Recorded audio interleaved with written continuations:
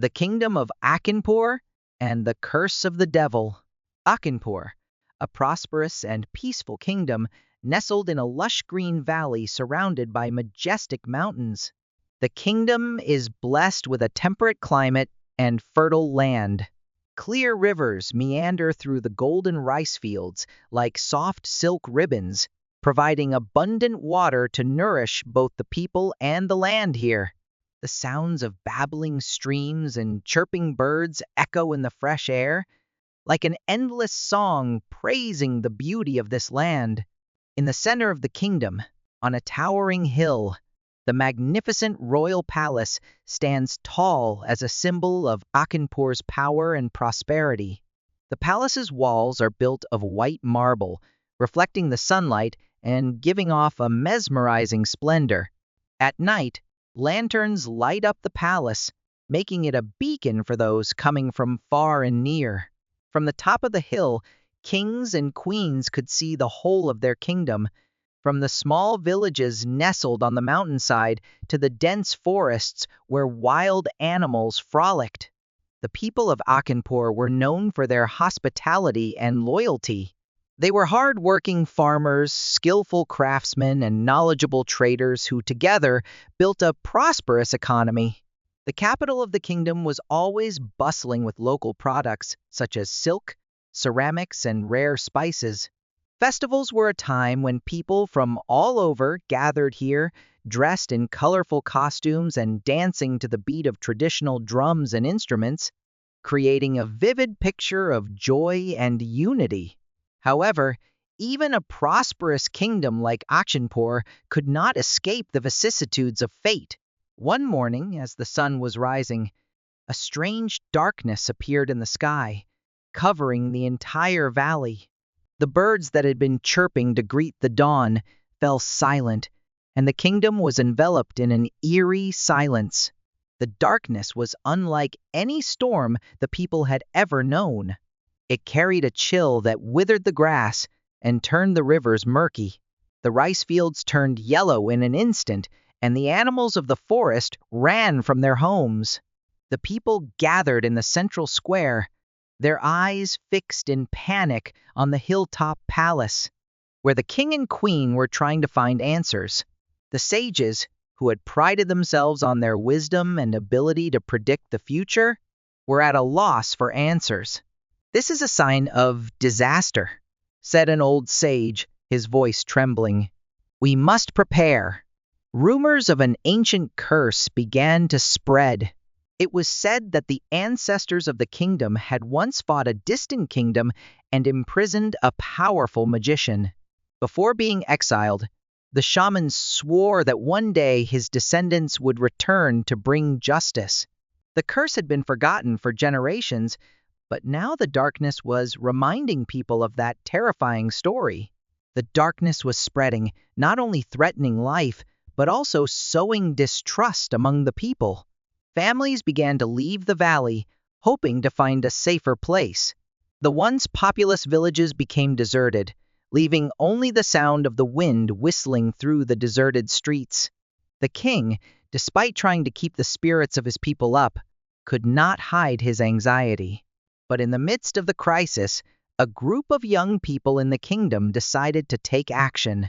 They believed that the only way to save Akinpur was to find the source of the darkness and lift the curse. With courage and a strong belief in the future, they embark on a journey through rugged mountains and dense forests, facing challenges no one has ever seen before. Can these young people find light amidst the darkness and bring peace to Akinpur? Or will the kingdom forever be plunged into darkness?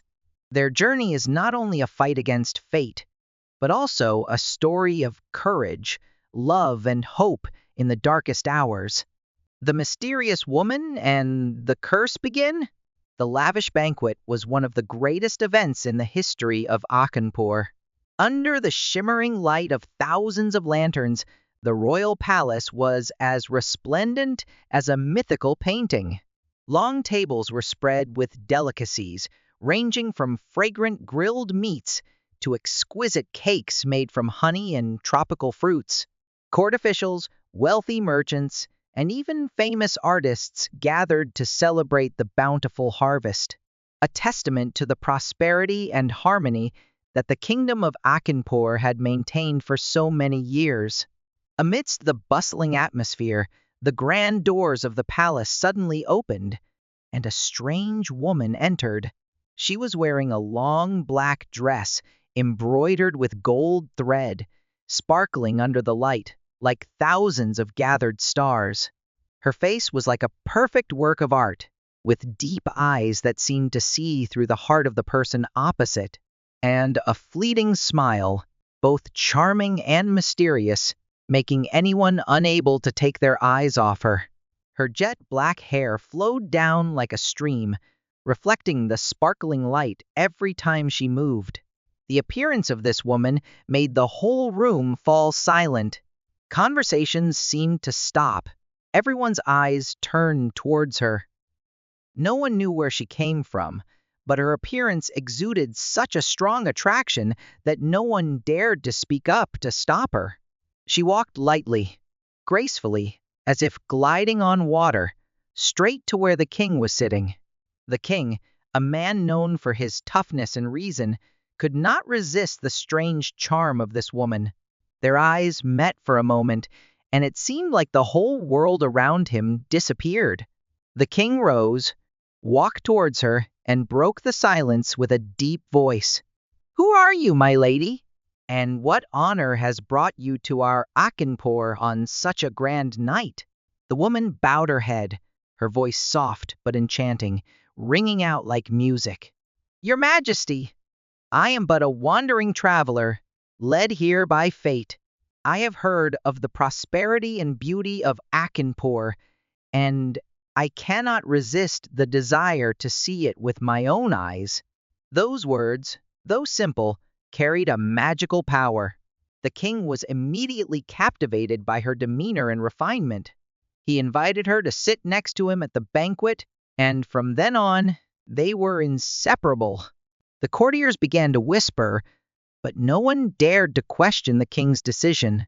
Within weeks, this mysterious woman had captured the king's heart and quickly became the second queen of Akshanpur. The palace was filled with curiosity and jealousy, but no one could deny that she possessed a special charm. The king seemed to forget everything to devote all his attention to this woman, leaving the first queen feeling overshadowed. However, the truth behind her stunning beauty and charming smile was a terrifying secret that no one expected. This woman was no ordinary traveler. She was Nashvara, the daughter of Mother Kara, queen of the Rakshas, demonic creatures that hunted and ate humans. Nashvara did not come to Akshanpur by accident. She was sent as part of a meticulous plan to invade and destroy the kingdom from within. Mother, with a centuries-old grudge, nurtured Nashvara to become a living weapon. She taught her daughter how to use beauty and charm to manipulate the minds of people, turning the strongest into her puppets. Nashvara was tasked with bringing down Akshanpur, a kingdom that the ancestors of the Rakshas had failed to conquer. After becoming queen, Nashvara began to subtly execute her plan. She won the trust of the king and his courtiers, gradually eliminating those loyal to the kingdom. Strange policies began to appear, weakening the economy and the army. The palace, which was the center of prosperity, gradually became the place where she summoned invisible shadows, summoning dark forces to prepare for the decisive day. The rice fields began to wither unnaturally. The clear rivers turned muddy, and people began to disappear mysteriously. Some speculated that it was the wrath of the gods, while others began to suspect this mysterious woman. But no one dared to stand up to her, because Nashvara's deep gaze always made others tremble, as if she could see through their every thought. Will the kingdom of Akinpur fall to the demons? Or will someone stand up to uncover the terrible secret and save this land before it is too late? The answer lies only in those brave enough to face the darkness and expose the true face of Queen Nashvara. Neelkamal and Lalkamal, children of two worlds. Neelkamal and Lalkamal grew up in the context of the Actionpur Palace, gradually sinking into strange changes. However, their childhood was a rare light in this increasingly dark picture. Neelkamal, the son of the king and queen of humans, showed the qualities of a future leader from a young age. Not only was he intelligent and wise, but he also had a kind heart, always ready to help others. The courtiers all whispered that Neelkamal was the embodiment of the noble values that Akinpur had always been proud of. Lalkamal, on the other hand, grew up in a complicated situation. As the son of a Rakoshi queen, he had a fragile, weak appearance. From a young age, Lalkamal was influenced by the dark power of his mother, who sucked his life force every night to maintain her demonic power. Every morning when he woke up, he felt his body was weak. His eyes were dark, but he never dared to tell anyone about it. However, the affection between the two princes became a miracle in this context. Since he was young, Neelkamal had always protected Lalkamal from the bullying of the children in the palace. Whenever Lalkamal was weak or teased because of his frail appearance, Neelkamal always appeared in time to protect his younger brother. Although Neelkamal did not know the dark secret about Lalkamal's origin, the love he had for his younger brother was unconditional. Lalkamal, although weak in body, had a sharp mind. He was very sensitive and always felt the abnormality in the palace, especially when it came to his mother. He often sat for hours watching his mother from afar, observing her every move, and felt a vague fear in his heart. But for Lalkamal, Neelkamal was the only one who made him feel safe and secure. He admired his brother more than anyone else, always trying to learn from him, from his manners to his courage. As the two princes grew up, their bond became deeper. They often rode horses together through the golden rice fields, climbed high hills to see the whole kingdom, or sat by the winding river, listening to the birds singing. Those moments made them forget the darkness that was covering the palace. However, the darkness in the palace became more and more obvious. The Rakoshi queen, with her plan to invade Akshanpur, was constantly increasing her power. Every full moon night, she secretly sneaked out of the palace to the royal elephant stables and horse stables. Under the dim moonlight, she revealed her true form as a demonic creature with red eyes, sharp claws, and bloody teeth. Elephants and horses, no matter how strong, could not escape her grasp.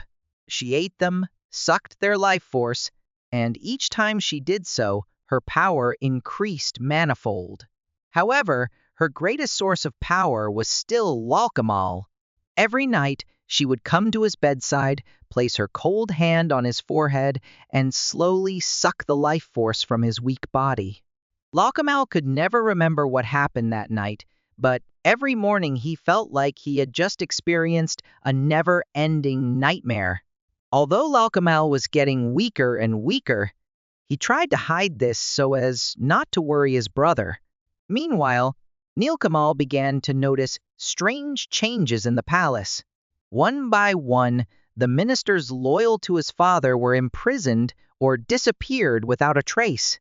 The disappearances of the elephants and horses in the stables also became the subject of gossip in the royal court, but no one dared to speak out for fear of the Rakoshi queen's powerful gaze. The once clear rivers were now turbid, and the golden rice fields were gradually turning barren, as if the kingdom was under a curse. Neelkamal felt that something was wrong, but he did not know where to start to find out the truth. He only knew that if he wanted to protect the kingdom and his brother, he would have to become stronger than ever. But would Neelkamal's courage and wisdom be enough to face the dark power of his stepmother? And which side would Lalkamal, who had the blood of both light and darkness, stand on in the coming war? The answer could only be discovered when the secrets were revealed and the truth was brought to light. The horrifying discovery. One night, while Neelkamal was sleeping, he was awakened by strange noises in Lalkamal's room. When he entered, he witnessed the horrifying sight of his stepmother kneeling beside Lalkamal, sucking the last rays of light from his brother's body. The king stood nearby, but he just stared blankly, completely manipulated by her. In a moment of explosive power, the Rakoshi queen rushed forward to devour both brothers. But before she could do so, she vomited 2 metal eggs, trapped the 2 princes inside, and hid them in a remote bamboo forest. With complete control over Akinpur, she and the Rakshas began to hunt humans, turning the kingdom into a place of terror and death. The rebirth of the princes. As the years passed, the bamboo forest where Neelkamal and Lalkamal were buried was strangely quiet, as if nature was waiting for an extraordinary event. Under the silver moonlight, the tall bamboo clumps swayed gently in the wind, creating gentle sounds like the whispers of the gods.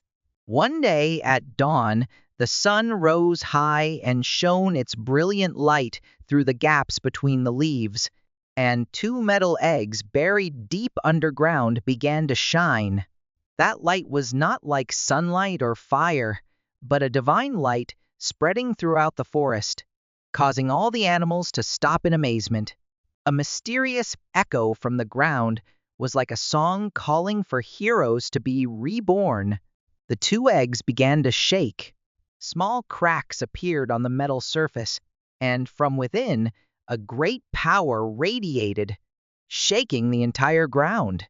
After a loud explosion, 2 figures emerged from the dust. They were Neelkamal and Lalkamal, reborn in stronger forms than ever. Neelkamal, with eyes as bright as stars, carries the power of light and unshakable courage. The golden armor that glitters covers his sturdy body, and the sword of light in his hand exudes pure energy, ready to cut through all the shackles of darkness. Lalkamal, though of demon blood, has now found the balance between light and darkness. He wears a black armor with fiery red patterns, symbolizing the power he has learned to control and tame. The black longsword in his hand, with a blade as sharp as his oath, is a symbol of sacrifice and loyalty to his brother. The 2 stand in the middle of the bamboo forest, feeling the rebirth not only of their bodies but also of their wills. They know that they have not come back to live, but to fulfill a greater mission, to defeat the Rakoshi queen, save their father, and free Akinpur from the clutches of darkness. Neelkamal turned to Lalkamal, his eyes shining with determination. Lalkamal, this is the time for us to fight for what Akinpur once was. I will not let darkness rule my homeland anymore. Lalkamal nodded, his heart filled with determination, but also with a secret pain. He knew that, in this battle, he would have to face the one who gave birth to him, the mother who raised him with both love and extreme pain. Neelkamal, I am ready. We will fight to the end, not only for my father and the kingdom, but also for myself. This is the only way for me to atone for the sins of my blood. The 2 began their journey back to the Akinpur palace. Along the way, they met people who once lived in the glory of the kingdom, now wandering in poverty and desolation. Their lamentations, the hopeful looks in their eyes when they saw the 2 princes, only strengthened their determination. Neelkamal and Lalkamal's journey was not only a physical journey, but also a spiritual journey, where they had to face their inner darkness, their painful memories, and the struggle between light and darkness. Finally, they reached the palace, where darkness was enveloping everything. The Rakoshi queen, now at the peak of her power, stood on the throne, looking down at them with a mocking smile. You 2 fledglings have now become heroes? You think that your little power can defeat me? I am darkness, the mother of all Rakshasas. You are just dreamers. But Neelkamal and Lalkamal were not deterred. They knew that only love, courage, and unity could defeat the darkness. And so the decisive battle began, a battle that would decide not only their fate, but that of Akshanpur as well. A dangerous journey. The brothers begin their journey by entering a land terrorized by smaller monsters called Caucasus. As they approach their lair, they decide to use cunning to defeat them. Neelkamal rests, while Lalkamal stands guard. That night, the Caucasus arrive and ask who is inside. As planned, Lalkamal shouts out his brother's name. The monsters tremble with fear. They know that Neelkamal is the son of a powerful Rakoshi. To make his words more convincing, Lalkamal uses the objects around him, Neelkamal's crown as his nails, oil from a lamp as his saliva, and a sword as his blade. Stabbed, burned, and slashed, the monsters panic and retreat. However, when they turn around and ask again, Lalkamal, exhausted, accidentally blurts out his own name. The Caucasus charged in, but Neelkamal woke up in time, using his sword to kill them all. Confronting the monster mother, news of the prince's victory soon reached the Rakoshi queen. She sent an anonymous message to the kingdom, saying that the king was gravely ill and the only cure was oil from the head of the Rakoshi. Determined to save their father and destroy the Rakoshi queen, the brothers sharpened their swords and set out for Rakashir Desh, the home of the demons. Upon reaching there, they sought out their grandmother, Mother Kara. The monster mother asked them to prove their lineage by eating iron beans. Wisely, Neelkamal ate iron beans while Lalkamal secretly ate chickpeas instead. Tricked, Makara welcomes the brothers and reveals the greatest secret. At the bottom of a deep well are two wasps, one containing the life of the Rakoshi queen and the other containing all the remaining power of the demons. The final battle. Taking advantage of the Rakshas hunting, the two princes find the well and retrieve the box containing the two wasps. When the demons sense danger, they return, but it is too late. Neelkamal kills the first wasp, causing most of the demons to fall down, immobilized. Returning to Akinpur, they confront the Rakoshi queen. With the head of the Rakoshi brought back from the demon homeland, they catch her off guard.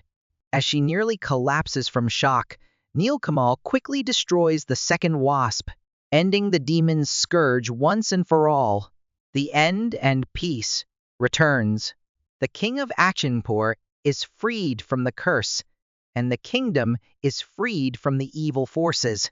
Neelkamal and Lalkamal become heroes in the hearts of the people, writing a new history for the kingdom of Achinpur, a history of hope, love, and victory over darkness.